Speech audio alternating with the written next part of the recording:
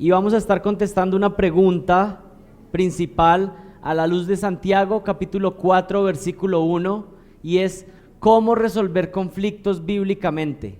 ¿Cómo resolver conflictos bíblicamente? Y vamos a leer la palabra de Dios y pedirle al Señor que nos guíe en esta mañana para un tema tan importante. Creo que todos hemos pasado por conflictos en nuestra vida o tenemos personas alrededor que están en conflicto, y definitivamente necesitamos la sabiduría de parte de Dios para resolverlos. Es su voluntad que en medio de los conflictos, en medio de los problemas, podamos glorificarle a Él, y hay respuestas en la palabra para esto. Dice así: ¿de dónde vienen las guerras y los conflictos entre vosotros?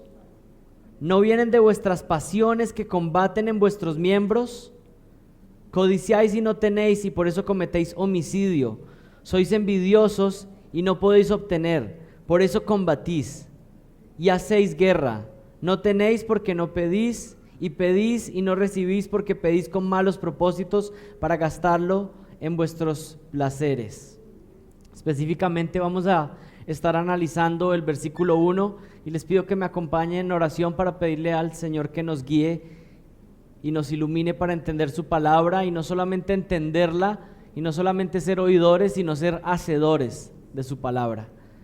Padre, te damos gracias una vez más en esta mañana por el precioso privilegio de congregarnos en una iglesia bíblica. Es un regalo de tu parte, Señor. Gracias por lo que estás haciendo. Gracias por lo que has hecho al salvarnos, al redimirnos, al pasarnos desde el reino de las tinieblas al reino de tu amado Hijo, Señor. Pero ahora que estamos en Cristo, necesitamos vivir de una nueva manera, una nueva vida en Cristo. Y parte de esa nueva vida en Cristo demanda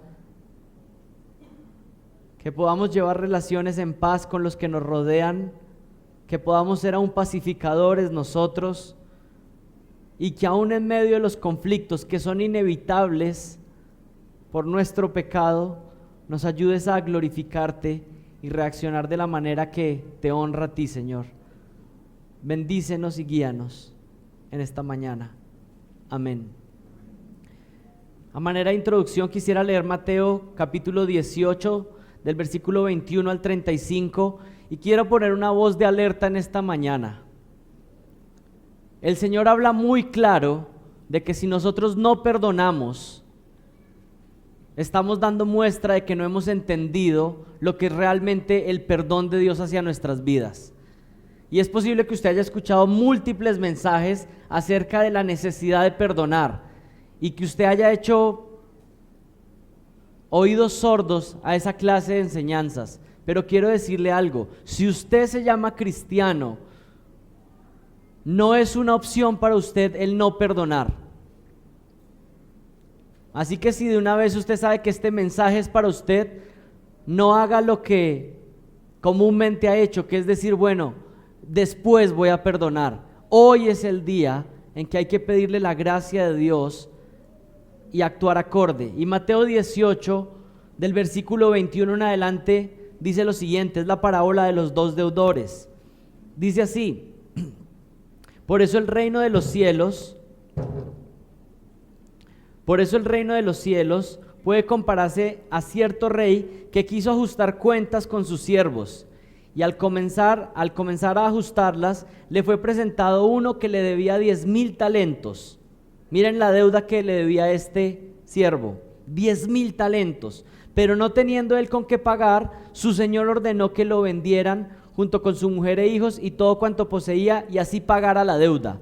Entonces el siervo cayó postrado ante él, diciéndole: ten paciencia conmigo y todo te lo pagaré. Y el señor de aquel siervo, ¿qué hizo? Tuvo compasión y lo soltó y le perdonó la deuda. Pero al salir, aquel siervo encontró a uno de sus consiervos que le debían 100 denarios. La deuda ni siquiera es comparable.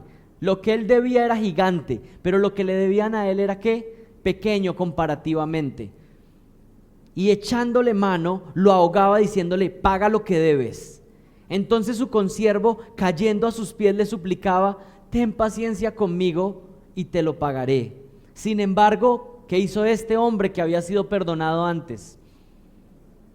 Fue y lo echó a la cárcel hasta que pagara lo que debía. Así que cuando vieron sus consiervos lo que había pasado, se entristecieron mucho y fueron y contaron a su señor todo lo que había sucedido. Entonces, llamándolo, su señor le dijo: siervo malvado, te perdoné toda aquella deuda porque tú me suplicaste. ¿No deberías tú también haberte compadecido de tu consiervo, así como yo me compadecí de ti? Y enfurecido su señor lo entregó a los verdugos hasta que pagara todo lo que debía. Así también mi Padre Celestial hará con vosotros si no perdonáis de corazón cada uno a su hermano. Si pudiera resumir el mensaje del día de hoy en una frase es: si el cristiano es la persona que más gracia ha recibido en este planeta, y lo es, el cristiano debe ser la persona que más gracia muestre a los demás. Si usted dice que es creyente, si usted dice que Jesucristo le ha perdonado una deuda inmensa por sus pecados, entonces usted debería ser el que también muestra gracia. Si dice haber recibido gracia abundante, pues nosotros debemos ser personas que dan gracia abundante. ¿Cómo es posible que llamándonos cristianos y habiendo recibido perdón abundante de nuestros pecados, no queramos perdonar a otro que nos ha ofendido? Nuestra deuda ha sido infinitamente mayor a lo que cualquier otra persona nos haya hecho a nosotros. Nosotros hemos ofendido a un Dios infinito y nuestra deuda es infinita. Cuando a nosotros nos han hecho algo, realmente nosotros éramos seres limitados como el otro que nos ofendió. La deuda que nos ha sido cancelada es mucho mayor. Piensen lo peor que alguien le haya hecho a usted, lo más terrible. Y piensen en comparación lo que le ha sido perdonado por Jesucristo. Cómo nosotros hemos fallado en contra de un Dios bondadoso y generoso, y no solamente fallamos en el pasado, sino que seguimos faltándole y Él sigue perdonándonos. Esta mañana aprenderemos cómo resolver conflictos bíblicamente, y miren lo que dice Santiago capítulo 4 versículo 1: ¿de dónde vienen las guerras y los pleitos entre vosotros? ¿No es de vuestras pasiones las cuales combaten en vuestros miembros? Santiago aquí está formulando una pregunta que todos en diferentes momentos nos hemos hecho, y es: ¿por qué hay tantos conflictos? ¿Por qué hay tantas peleas? ¿Por qué hay países que pelean unos con otros? ¿Por qué hay guerras internas en los países? ¿Por qué las personas discuten y pelean cuando van manejando en la calle? Y hay algunos dicen: ah, bueno, no es el otro, ese soy yo. ¿Por qué hermanos pelean y se dejan de hablar por años, sabiendo que crecieron juntos? ¿Por qué padres e hijos se lastiman en medio de conflictos una y otra vez? ¿Por qué un matrimonio tiene confrontaciones que se vuelven repetitivas y parece que está en lo mismo una y otra vez, y como que nunca se resuelve el problema? ¿Cuál es la raíz? ¿Cuál es la raíz del conflicto? Santiago contesta la pregunta. Las guerras no son principalmente por petróleo o por los partidos políticos. Las personas no se pelean en la calle porque hay mucho tráfico. Los hermanos y los esposos no tienen conflictos familiares porque simplemente haya problemas de comunicación. Santiago nos dice cuál es la raíz del problema. La raíz del conflicto está en el corazón humano. El conflicto aparece entre ustedes, está diciendo Santiago, porque ustedes tienen pretensiones egoístas en su corazón y están dispuestos a pelear hasta que el otro haga lo que usted desea. Es lo que está diciendo Santiago. Ustedes desean algo intensamente y hasta que el otro no se doblegue, entonces usted está dispuesto a pelear, a luchar, a matar, aún en algunos casos. En esta dinámica que se vuelve cada vez más complicada está un pecador que tiene unos deseos internos egoístas y quiere pelear, pero ¿qué tiene al otro lado? ¿Un ser supremamente santificado? No, tiene otro igual, que también tiene sus propios deseos, sus propias codicias y también está dispuesto a pelear. Y cuando menos pensamos, tenemos la tercera guerra mundial en la sala de la casa. Los conflictos son causados a causa de nuestro corazón pecaminoso, nuestro corazón egoísta. Y el día de hoy vamos a intentar resolver la pregunta en cómo resolver conflictos bíblicamente. Vamos a ver una pequeña exposición de Santiago 4:1, pero luego vamos a ver unos pasos prácticos acerca de cómo resolver los conflictos en el día a día. Todos vamos a pasar por conflictos. Quiero contarles que aún en esta iglesia que está comenzando, no se demora en haber conflictos entre unos y otros. ¿Por qué? Porque esta iglesia está llena de pecadores como usted y como yo, y pronto vamos a ofender a otro. ¿Y qué tenemos que hacer? Molestarnos y decir, esta era la iglesia bíblica, pero aquí también hay pecadores. Bueno, sorpresa, sí. A medida que crezca, ¿sabe qué va a crecer? La asistencia de más pecadores. Pero ¿qué es la diferencia? Que tenemos que enfrentar esos conflictos de manera bíblica, de una manera que glorifique a Dios. El pecado es inevitable en este mundo. Primera de Juan lo dice. El que diga que no tiene pecado hace a Dios mentiroso. La diferencia, ¿cuál es? ¿Cómo vamos a enfrentar el pecado? ¿Qué vamos a hacer ante el conflicto? Ahí está la diferencia de un cristiano bíblico. Ahí está la diferencia de una iglesia bíblica. ¿Cómo enfrenta el pecado? Y yo les animo a que tomen nota el día de hoy, porque vamos a dar mucha información que vale la pena que ustedes luego puedan revisar y aún poner en práctica. Un día yo recibí una clase de un semestre que se llamaba Resolución de Conflictos Bíblicos. Y son hojas y hojas y estoy tratando de resumirlo en una hora. Así que les animo a que tomen notas. Número 1, vamos a hablar qué es el conflicto. Número 2, vamos a ver cuál es la raíz de los conflictos. Número 3, vamos a ver por qué Dios permite el conflicto aún dentro de cristianos. Y en último lugar, vamos a ver cuál es el patrón bíblico para resolver los conflictos. ¿Cuál es el patrón bíblico para resolver los conflictos? Pero avancemos. Número 1, ¿qué es el conflicto? ¿Qué es el conflicto? Hay un hombre que tiene varios libros sobre resolución de conflictos que se llama Ken Sande, y él define el conflicto de la siguiente manera: un conflicto es una diferencia en opinión o propósito que frustra los deseos o las metas de alguien más. Lo que vimos hace unos minutos son deseos que tiene alguien, y que cuando hay otro que se opone a esos deseos que éste tiene, pues entonces entro en conflicto. Estoy dispuesto a batallar y a pelear a causa de que hay otro que va en mi contra. Un conflicto en mi vida sucede cuando los miedos, los sueños, los anhelos de alguien entran en choque con los míos. Sucede cuando usted está en desacuerdo con lo que otro está haciendo y no está tranquilo hasta que la otra persona piense como usted. Y por su egoísmo está dispuesto a luchar e insistir en lo mismo. Definámoslo aún más claramente: cuando las cosas no se hacen como usted quiere y usted está dispuesto a pelear por esa razón. ¿Alguno ha tenido un conflicto alguna vez aquí? Todos se sonrieron, lo cual me da evidencia de que así es. Aún hermanos, niños pequeños, tienen conflicto en su casa. Desde que estamos pequeños empieza a haber conflicto. Cuando estamos en el trabajo hay conflicto, con los vecinos hay conflicto, en la calle, porque estamos dispuestos a pelear por ese deseo intenso y egoísta que hay en nuestro corazón. ¿Qué términos utiliza Santiago para describir el conflicto? Miren lo que dice el versículo 1: ¿de dónde vienen las guerras y los conflictos entre vosotros? ¿De dónde vienen las guerras, los conflictos? Otra traducción dice los pleitos. ¿De dónde vienen las guerras y los pleitos? Y miremos esa primera palabra, guerras. Esa palabra guerras en el original viene de la palabra polemos, y de ahí podemos escuchar algunas palabras. ¿De dónde vienen la palabra polémicas? ¿Cierto?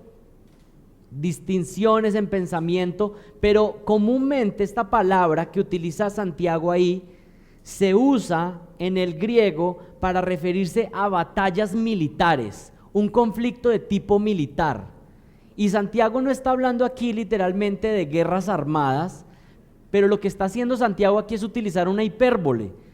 Y realmente, si usted ha pasado un conflicto intenso con un familiar, con alguien cercano a usted que usted ama mucho. Comúnmente con los que más amamos son los conflictos peores, ¿no?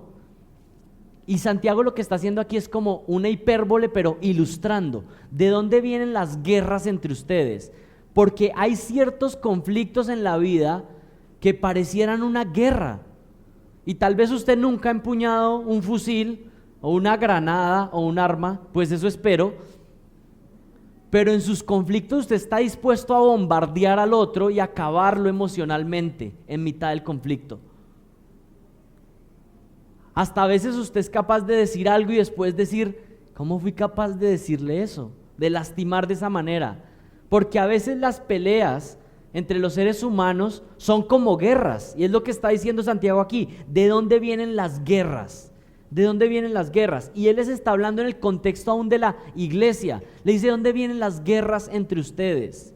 Aquí Santiago mira y piensa a sus hermanos en Cristo y les dice, ¿de dónde viene ese conflicto en tu vida que se ha convertido en una guerra en tu familia? Santiago sabe que algunos podrían estar experimentando batallas intensas, una guerra continua y prolongada. Y específicamente con ese término que aparece ahí en el versículo 1 donde dice, ¿de dónde vienen las guerras? Santiago está enfatizando problemas, conflictos, guerras que son prolongadas, Y es posible que alguno de ustedes tenga conflictos y problemas y guerras casadas por años. Y sin embargo usted venga aquí cada domingo con la cara de el buen cristiano, sabiendo que hay una guerra en su casa por años y hacer como que nada está pasando. Y yo soy el buen cristiano, sabiendo que hay una guerra intensa. Y no estoy diciendo que no puede suceder, pero mi pregunta es, usted que dice que está en Cristo, que está dependiendo de Cristo, ¿qué ha hecho o qué está haciendo porque esa guerra intensa que lleva por años amengüe, se aplaque y haya paz? Creo que todos hemos experimentado lo doloroso y destructivo de problemas entre familiares, hermanos que no se hablan por años, padres e hijos que discuten en cada conversación, miembros de una iglesia que luchan por imponer sus preferencias. Y Santiago dice, son guerras largas y prolongadas y dañinas y destructivas. Ese es otro énfasis. No solamente son conflictos prolongados, sino que este énfasis en guerra es que daña y va destruyendo. Una guerra prolongada va dañando y cada vez las relaciones se van ¿qué? Deteriorando más y más. Y la guerra va destruyendo. Pero hay un segundo elemento o una segunda palabra que Santiago describe ahí. ¿De dónde vienen las guerras? Y luego utiliza otro término. ¿De dónde vienen qué? Los conflictos. Y con este término Santiago está enfatizando un conflicto personal y particular. La palabra anterior enfatiza una guerra continua, dolorosa y larga, mientras que la segunda palabra habla de conflictos pequeñitos, problemas y discusiones esporádicas. Y aquí no sé si conocen personas que viven en conflicto en su vida constantemente. Salen y pelean con el que se encuentra afuera. Se montan en el carro y pelean con todos los que se encuentran en el carro. Compra algo en el supermercado, pelea con la señora de la caja. Llega a la casa y llama al de la luz y pelea con el de la luz. Hay personas que viven en un conflicto, pequeñitos conflictos todo el día.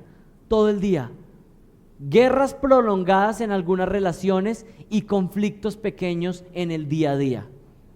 ¿De dónde vienen esas guerras y conflictos? De corazones orgullosos, egoístas, pecaminosos.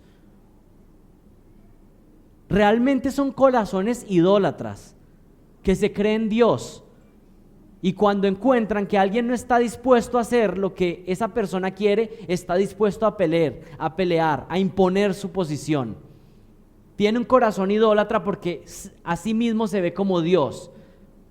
Si no pasan las cosas a mi manera, entonces voy a imponerlas. Y por supuesto, como usted no es Dios, como usted no es omnipotente, pues cree que gritando, peleando, discutiendo, se van a hacer las cosas a su manera. Y si usted es un hijo de Dios, ¿saben qué? el Señor está tratando y muchas veces va a tratar su impaciencia, su orgullo, su altivez, poniendo muchas piedritas en el camino. No para que usted sea altivo y ande peleando con todo el mundo, sino para que crezca en la paciencia y en la dependencia de Dios.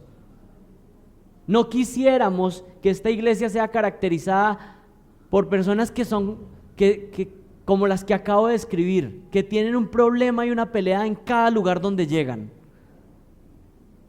Y es que tengo que reclamar mis derechos, y es que a mí si yo no me defiendo, entonces ¿quién me defiende? Bueno, vivamos en paz, seamos pacificadores. Si usted es un hombre o una mujer de la palabra, entonces tiene que ser un hombre que vive comúnmente en paz. El Señor Jesucristo lo dijo así: bienaventurados los pacificadores, porque ellos serán llamados hijos de Dios.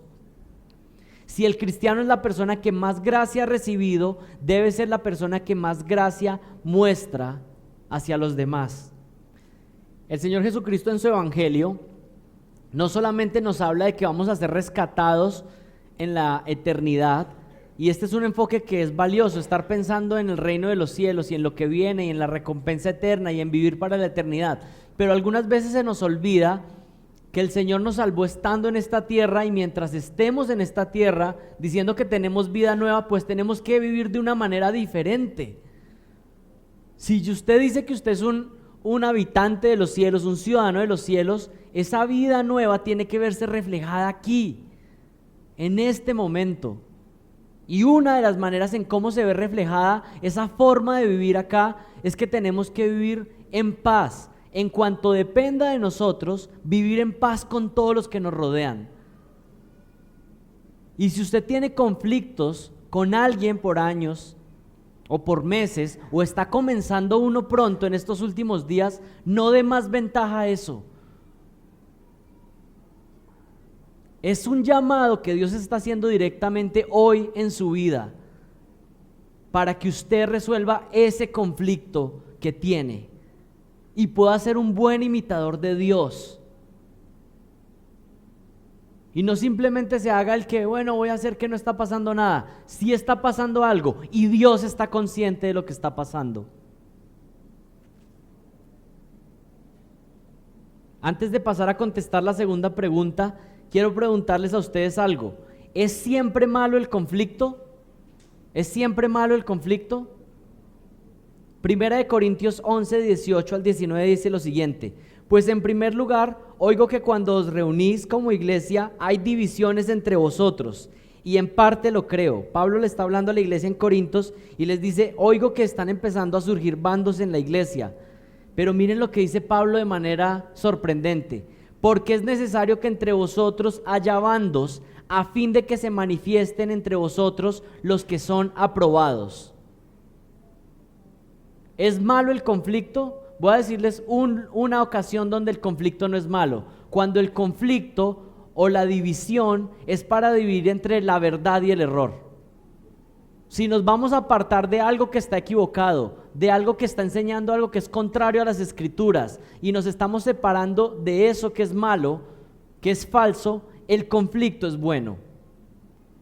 Esa idea ecuménica de que tenemos, bueno, todo el que diga Jesús pues esté con nosotros, así tenga doctrinas falsas y equivocadas, es una equivocación. El conflicto es correcto cuando hay un conflicto por la verdad, cuando combatimos por la verdad.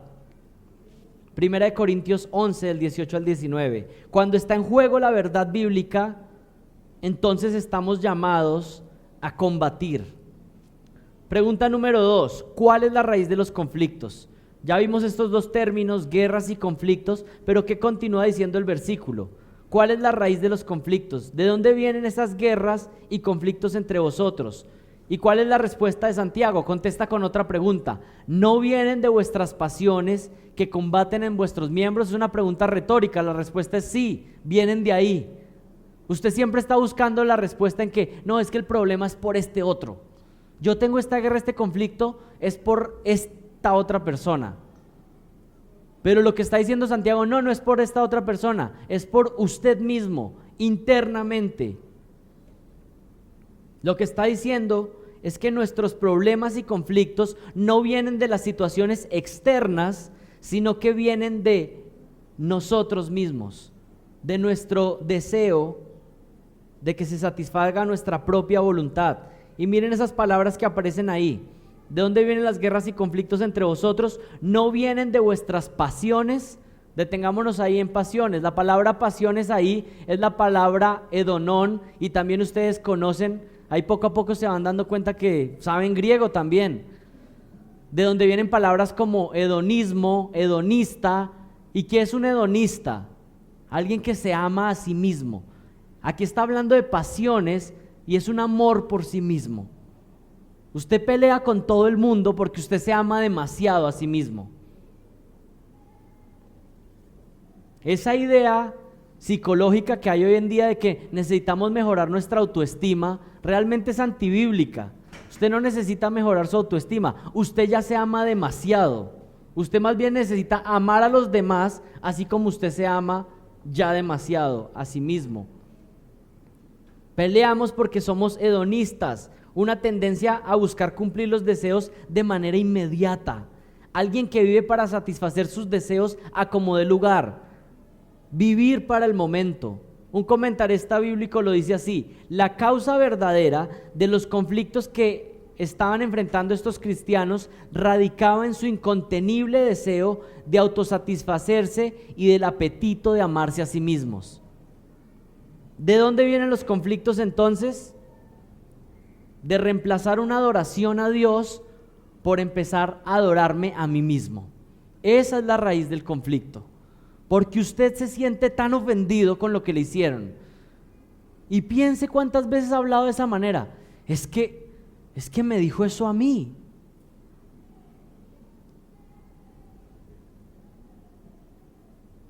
Y cuando pensamos en el Señor Jesucristo, en todo lo que recibió, en todas las afrentas, ofensas, sin Él merecerlo, porque usted y yo, ¿qué merecemos? Usted y yo merecemos el infierno, pero Él, que no merecía nada, recibió ofensas, insultos. Y con esto quiero hacer una claridad. No estoy diciendo que cuando otras personas han pecado contra usted está bien. Todos tenemos clara la base de que si otro ha pecado contra usted, esa persona será responsable.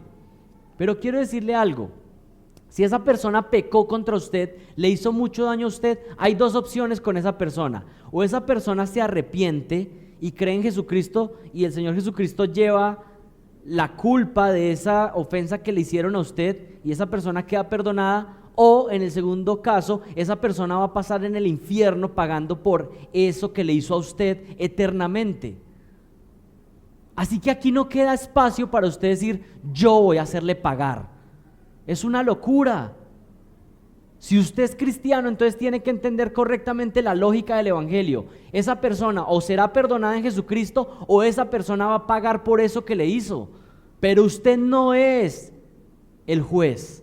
Usted no es el que tiene que hacerlo castigar día tras día y hacerle sentir eso. Nunca, no hay ni un solo versículo que le diga: hazle pagar tú la deuda en esta vida. Usted en sus razonamientos ha dicho: eso es lo que yo debo hacer. Pero realmente es Satanás susurrando a su oído, pensando que usted es el que tiene que hacerle pagar al deudor la deuda. Falso. Dejad a Jehová la venganza. ¿De dónde vienen los conflictos? Provienen de un corazón que reemplaza la adoración a Dios por una adoración de nosotros mismos. Y saben, esto a veces sucede aún con deseos buenos. Por ejemplo, un esposo que quiere que su esposa lo respete. ¿Ese es un buen deseo? ¿Es un buen deseo que un esposo desee que su esposa lo respete? ¿Es algo que la Biblia demanda? Sí. Pero cuando un buen deseo se convierte en un ídolo, también hay problemas. O cuando una esposa quiere que su esposo la ame, ¿es un buen deseo? Claro que sí, pero nada se puede convertir en un ídolo en mi vida. Yo estoy llamado a adorar a Dios y que Él responda por mí. A veces cosas buenas se convierten ídolos en su vida. Por ejemplo, la crianza de los hijos. Usted quiere criar a sus hijos bien, tiene que hacerlo, claro que sí, pero se puede convertir en un ídolo en su vida, porque al final el único que los va a salvar es ¿quién? El Señor. Yo hago lo que mejor pueda, pero es en sus manos. Pero cuando usted reemplaza y se le olvida de que es Dios el soberano, es Él el que va a hacer algo, usted puede caer en un error y pensar que usted, por ejemplo, es el que va a salvar a sus hijos. Somos tan pecaminosos que las cosas buenas las convertimos en ídolos en nuestra vida. Tercera pregunta: ¿por qué Dios permite el conflicto en la vida de un cristiano? Esta tal vez es una de las preguntas que a veces más nos hacemos. Pero si yo soy cristiano, pero si el Señor me salvó, si yo he creído en Él, ¿por qué es tan difícil? ¿Por qué todavía tengo problemas con mi papá, con mi mamá, con el suegro, con la suegra, con mis hermanos? ¿Por qué? ¿Por qué si todo aparentemente debería ser tan fácil? ¿De dónde vienen las guerras y los conflictos entre vosotros? ¿No vienen de vuestras pasiones que combaten en vuestros miembros? Hay una guerra interna que está dispuesta a pelear. Usted no está dispuesto a apaciguarse, a pasar por alto, sino que usted está dispuesto a pelear internamente. Santiago está afirmando que en el mismo cuerpo de los creyentes es un campo de batalla, había peleas aún en la iglesia. Ustedes combaten entre vuestros miembros. Es doloroso, pero aún dentro de creyentes surgen deseos inadecuados y estamos dispuestos a pelear. Una iglesia carnal, una iglesia donde lo que hay fuerte es la carne y no el espíritu, hay peleas por cualquier cosa. Alguien dice, no, mire, ¿por qué no ponen el tapete rojo? Y el otro dice, no, tiene que ser azul. ¿Y una iglesia espiritual qué sería? No, sí, pongámoslo del color que quiere el otro. Y el otro, no, del otro. Y después resultan poniendo otro piso, ¿cierto? Pero una iglesia o un grupo de creyentes que tiene su carne fuerte, y es un buen indicador para ustedes de cómo está su carne. Mire si usted está dispuesto a conceder al otro, o usted más bien es siempre como que tiene que hacerse lo que yo quiero. Si usted dijo que el piso era rojo, estoy dispuesto a pelear hasta el final, hasta que el piso sea rojo. Y estoy poniendo un ejemplo simple, pero así no es en la vida todo el día. Cuando usted tiene su carne fortalecida, usted está dispuesto a pelear por cada cosita, en vez de tener un corazón más bien humilde que dice, sí, como quiera el otro. Desde que no sea pecaminoso, desde que no sea algo que explícitamente la Biblia está diciendo, está bien, hagámoslo como quiere el otro. ¿Por qué el Señor permite el conflicto en nuestra vida? Porque quiere santificarnos. Usted había estado pensando que esa situación difícil en su vida era lo que estuvo mal, lo que se salió del plan de Dios. Pero quiero contarle algo, justamente ese conflicto en su vida, Dios lo diseñó perfectamente para usted. ¿Y sabe qué? Por eso le incomoda tanto y le duele tanto, porque ese conflicto fue diseñado para que usted fuera transformado a la imagen de Jesucristo. Estaba diseñado, tan diseñado, que es lo que más le causa dolor ahí, porque tenía la lima perfecta para usted. Esa persona tan desagradable para usted es la lima perfecta para que usted sea conformado a la imagen de Jesucristo, porque usted y yo no nos parecemos a Jesucristo, y para parecernos a Él necesitamos mucha lima en nuestras vidas. Y a veces, la mayoría de las veces, son personas que Él pone a nuestro alrededor, que son difíciles de llevar, que a veces diríamos imposibles sin la gracia de Jesucristo. ¿Por qué el Señor permite el conflicto en su vida? Porque Él quiere santificarlo, porque Él quiere que usted se parezca más a Jesucristo. Y ahora, por lo menos, espero que en los minutos que queda, usted no salga aquí diciendo, esa persona estoy que voy a darle un abrazo. Bueno, ojalá que sí, ¿no? Este ya sería obra suprema. Pero por lo menos quisiera que usted saliera acá diciendo, bueno, esta situación no se salió del control de Dios. Él la estuvo poniendo en mí, porque Él quiere que yo sea transformado a la imagen de Jesucristo. ¿Cómo puedo entonces crecer a la imagen de Jesucristo y glorificar a Dios en medio del conflicto? Les voy a dar algunos pasos prácticos. ¿Cómo puedo glorificar a Dios en medio del conflicto?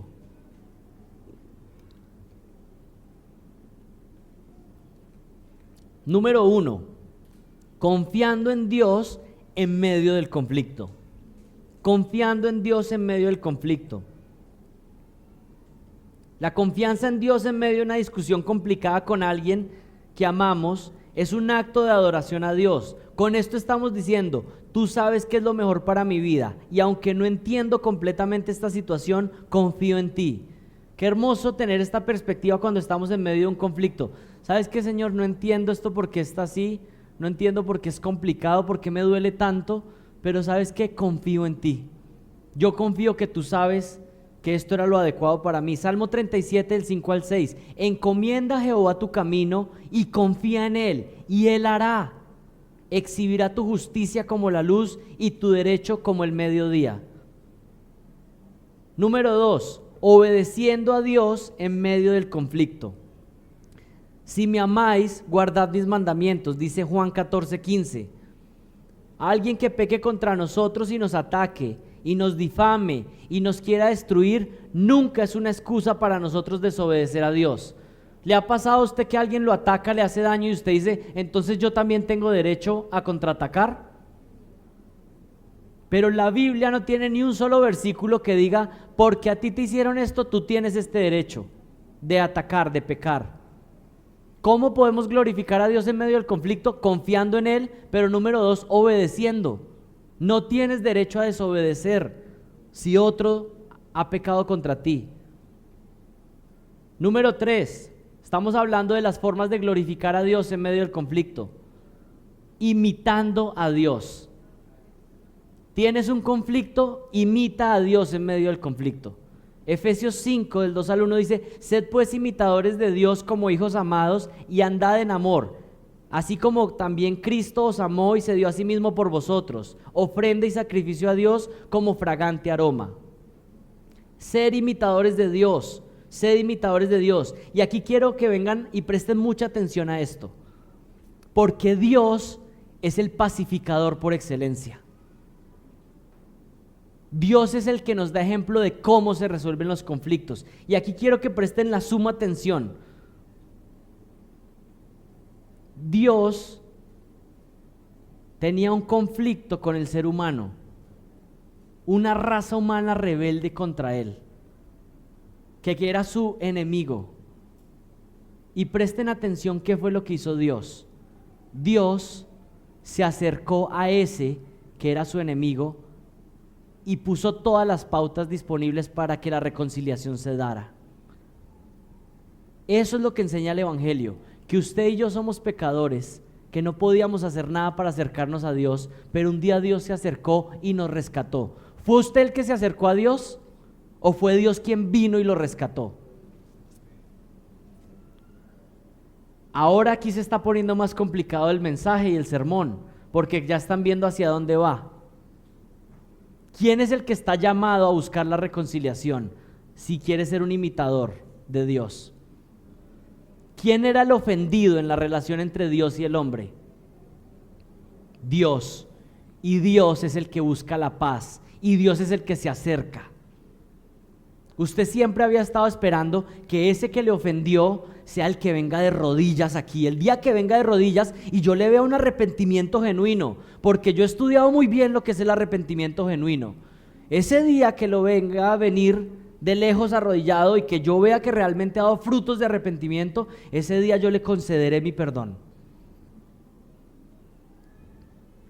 No es lo que el Señor hizo con nosotros.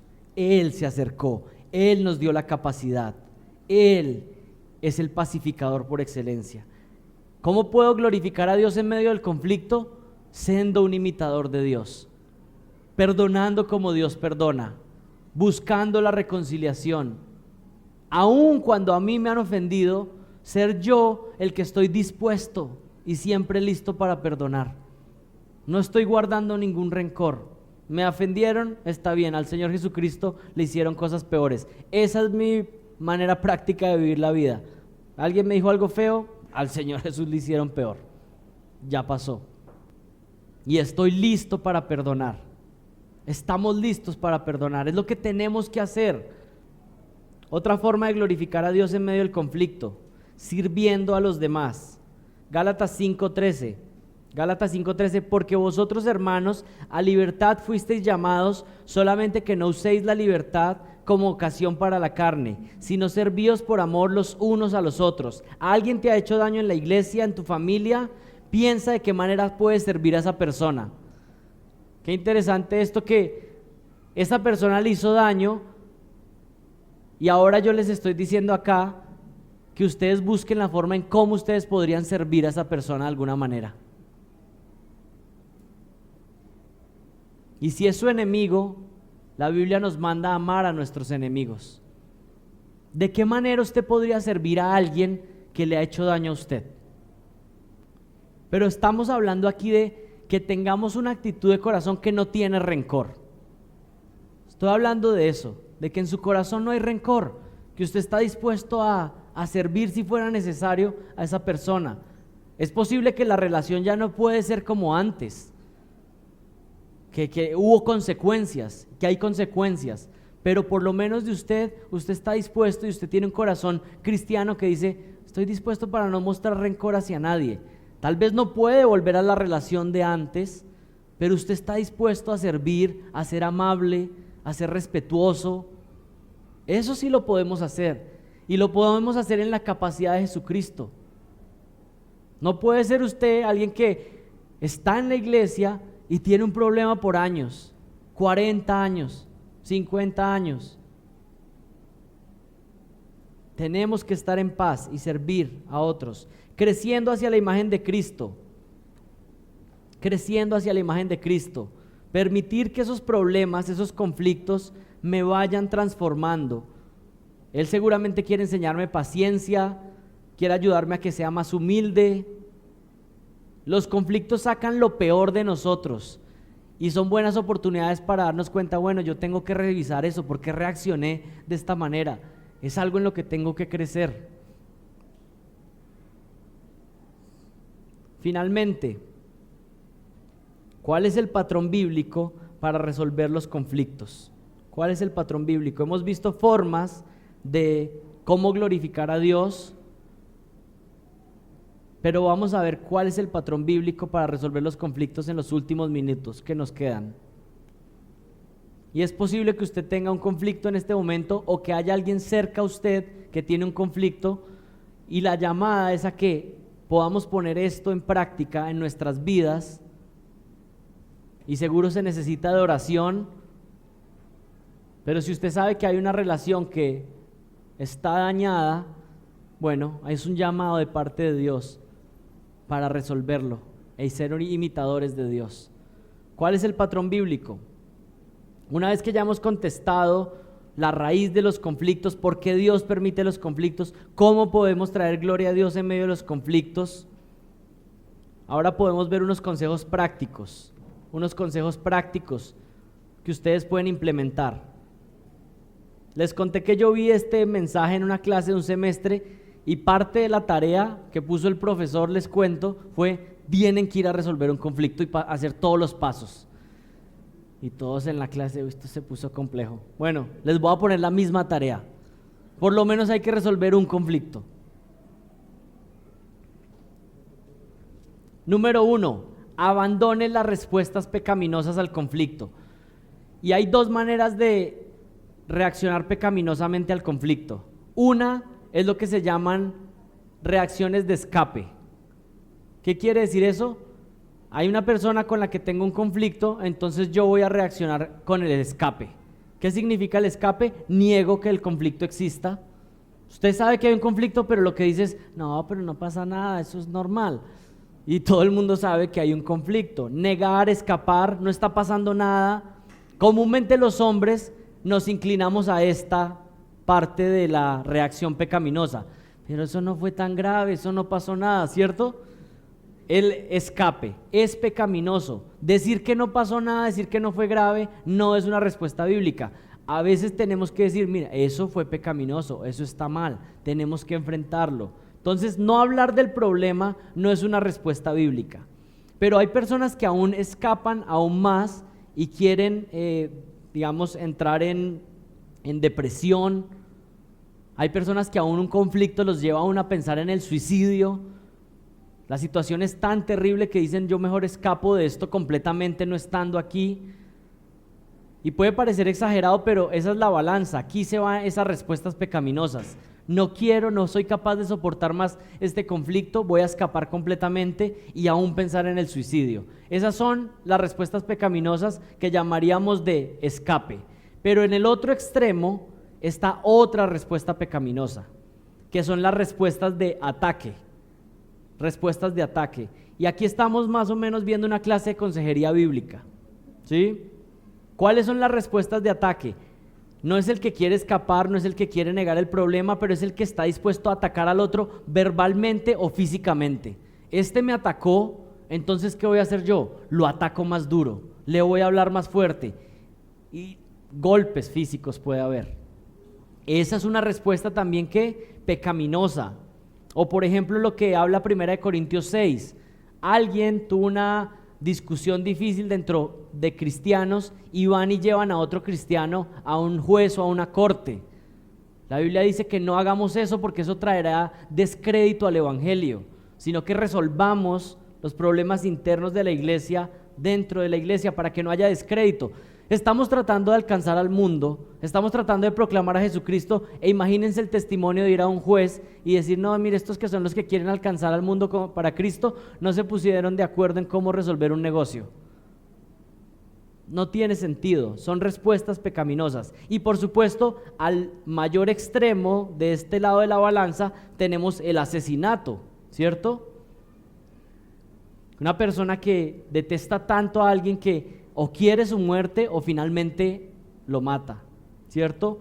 En medio de estas dos categorías pecaminosas, las de escape o las de ataque, hay algo que es bíblico. ¿Qué es lo bíblico?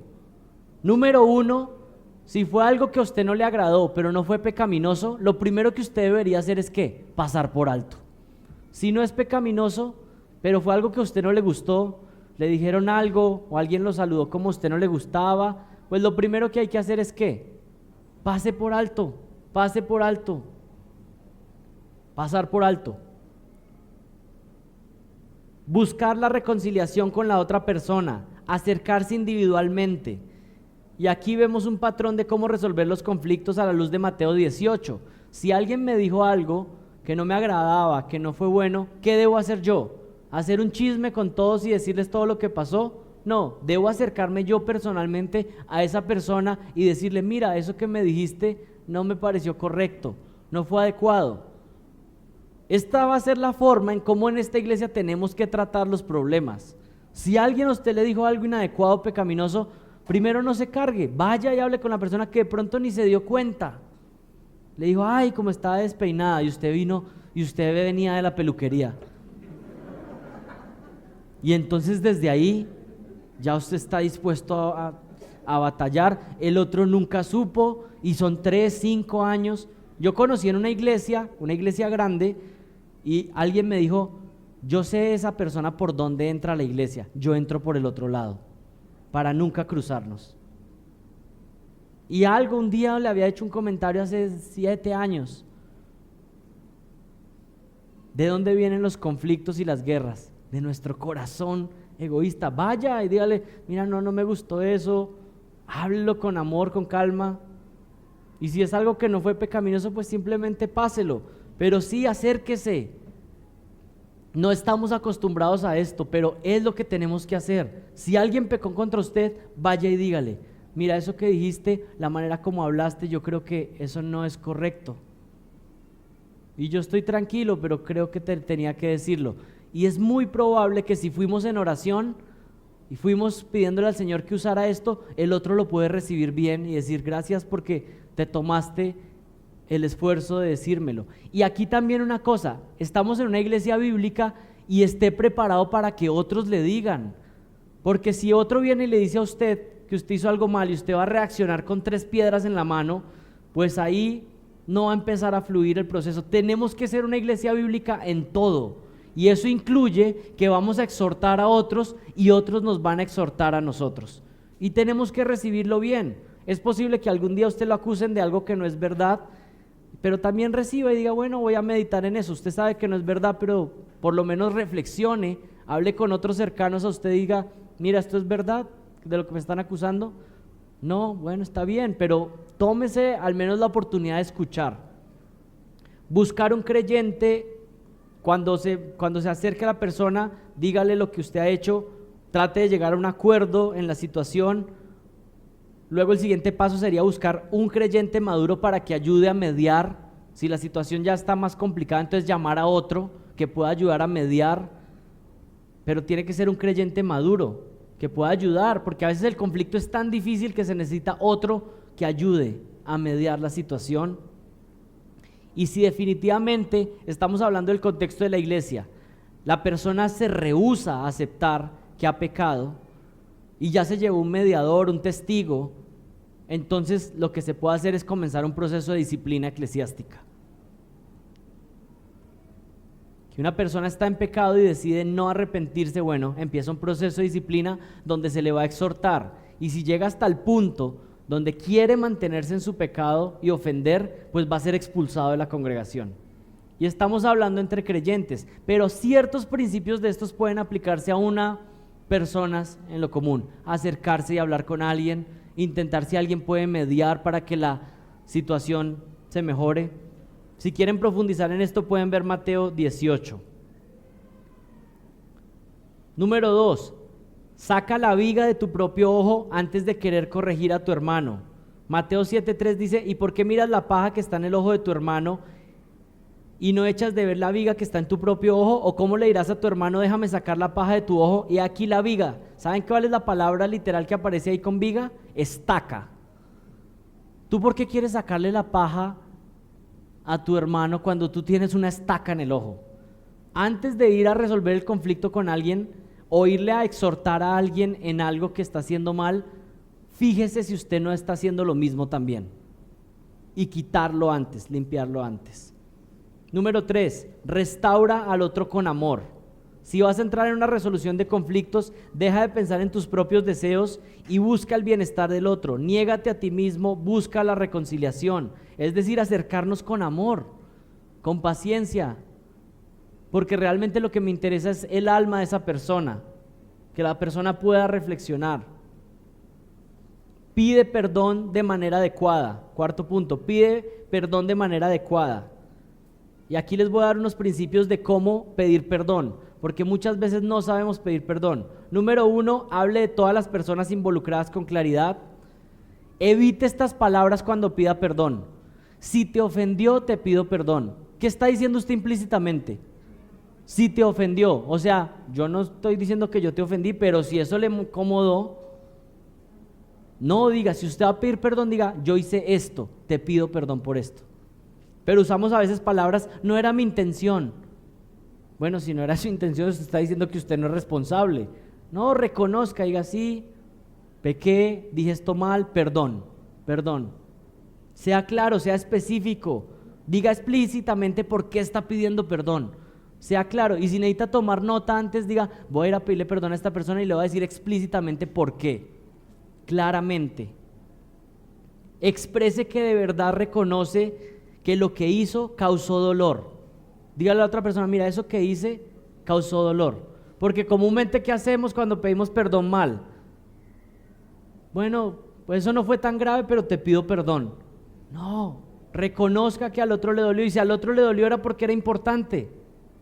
Pida perdón de manera correcta. Acepte que aunque lo perdonen, pueden existir consecuencias. Acepte que aunque lo perdonen, pueden existir consecuencias. Por ejemplo, una persona que dañó un matrimonio puede ir y pedir perdón y puede ser que haya reconciliación, que haya paz, pero eso no quiere decir que tienen que volver otra vez. El hecho de que haya una resolución de conflicto no quiere decir que todo tiene que volver como antes. Hay consecuencias a veces de los actos. diga claramente estas palabras: ¿me perdonas? Porque a veces las disfrazamos de múltiples maneras. Diga claramente: ¿puedes perdonarme? Y finalmente, a veces van a ser a usted al que le van a pedir perdón. ¿Y cómo tiene que reaccionar usted si le piden perdón? No insista una y otra vez sobre la misma situación. Es decir, si usted concedió el perdón, no insista sobre esa situación otra vez, porque usted ya dijo que perdonó. No vuelva a mencionar el asunto para atacar. Conozco matrimonios que, por ejemplo, sufrieron situaciones hace años, y entonces cada discusión de cualquier tema que sea, el ofendido saca la tarjeta ganadora. O sea, hay una discusión de cualquier tema, algo que está pasando hoy en día, y el otro saca la tarjeta de hace 30 años. Entonces ya hay uno que siempre es perdedor, porque usted jamás perdonó realmente. Y recuerden lo que vimos al inicio del mensaje: estamos llamados a perdonar. No voy a mencionar este incidente con otras personas. Si usted perdonó, entonces no va a ir a hablar a otros de esta situación. Usted lo dejó en el pasado. Aunque me haya dolido este problema, no voy a permitir que esto dañe nuestra relación. Bueno, como les dije, era mucha información, mucho por poner en práctica, pero imagínense que viviéramos de esta manera, siendo pacificadores. Bueno, no es una utopía, es lo que el Señor demanda de nosotros como cristianos bíblicos.